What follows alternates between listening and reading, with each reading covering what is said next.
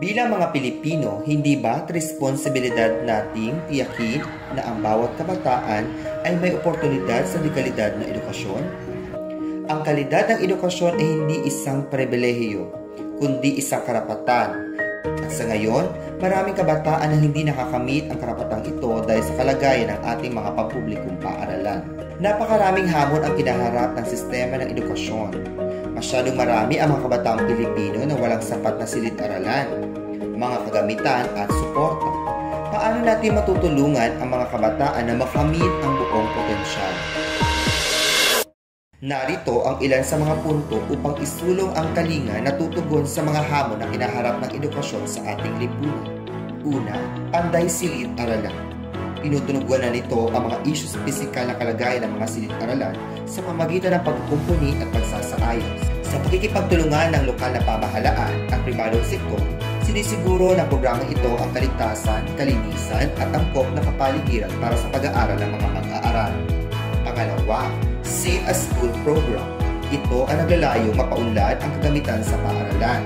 Sa pamamagitan ng paghikaya sa pakikilalahok ng mga pribadong sektor, ang programang ito ay nagbibigay karagdagang suporta sa gobyerno sa pagbili ng kinakailangang kagamitan tulad ng mga upuan, mesa at iba pang pantulong sa pag-aaral.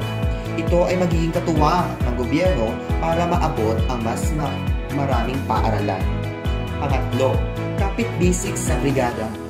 Programa sa nagpapalakas sa pakikilahok ng komunidad sa pagpapaunlad ng paaralan.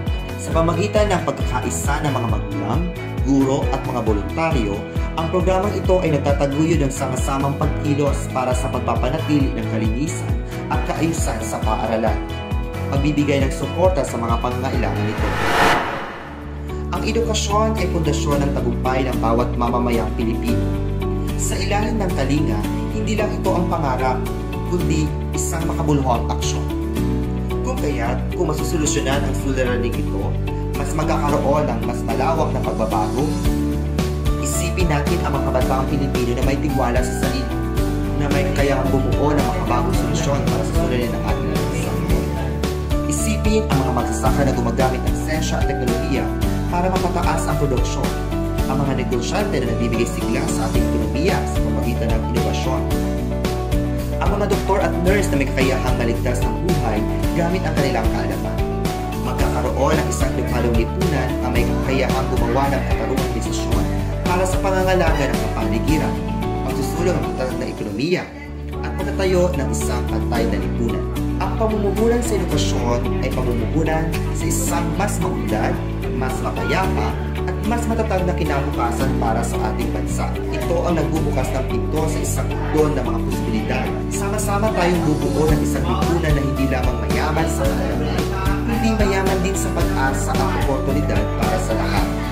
Ito ang tunay na kahulugan ng pag-unlad, isang pag-unlad na nagsisimula sa edukasyon at sa bawat sulok ng ating buhay. Kalinga para sa edukasyon, kalinga para sa bayan. Kami ang Kalinga Party List.